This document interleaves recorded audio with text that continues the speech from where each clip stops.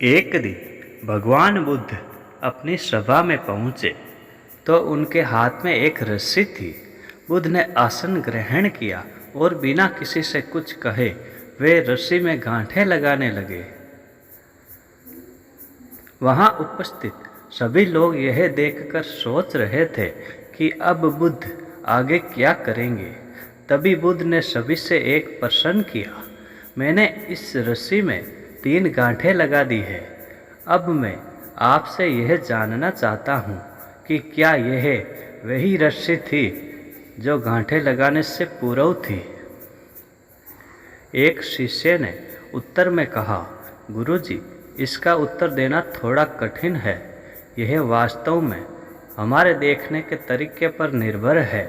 एक दृष्टिकोण से देखें तो रस्सी वही है, इसमें कोई बदलाव नहीं आया है। दूसरी तरह से देखें तो अब इसमें 3 गांठें लगी हुई है जो पहले नहीं थी, अतः इसे बदला हुआ कह सकते हैं। सत्य है, बुद्ध ने कहा, अब मैं इन गांठों को खोल देता हूँ।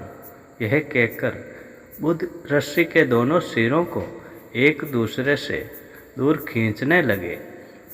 उन्होंने पूछा, तुम्हें क्या लगता है, इस प्रकार इन्हें खींचने से क्या मैं इन गांठों को खोल सकता हूँ? नहीं नहीं, ऐसा करने से तो गांठें और भी कस जाएंगी और इन्हें खोलना और मुश्किल हो जाएगा। एक शिष्य ने उत्तर दिया। बुद्ध ने कहा, ठीक है, अब एक आखिरी प्रश्न बताओ, इन गांठों को खोलने के लिए हमें क्या करना होगा?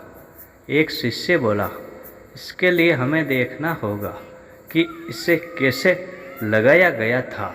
मैं यही तो सुनना चाहता था।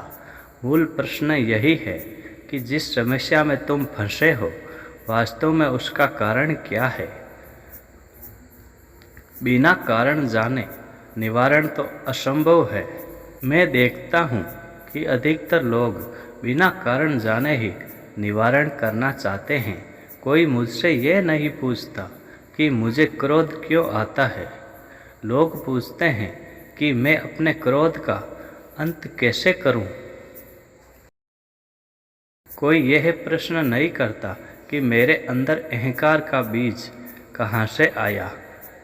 लोग पूछते हैं कि मैं अपना अहंकार कैसे खत्म करूं।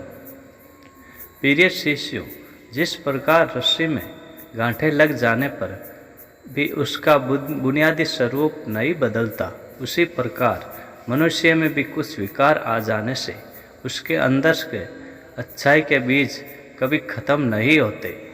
आवश्यकता है कि हम किसी भी समस्या के कारण को अच्छी तरह से जानें। निवारण स्वतः ही प्राप्त हो जाएगा। महात्मा बुद्ध ने अपनी बात यहीं पर पूरी कर दी। दोस्तों, गौतम बुद्ध की इस कहानी से आपने क्या सीखा, हमें कमेंट करके ज़रूर बताएं। धन्यवाद।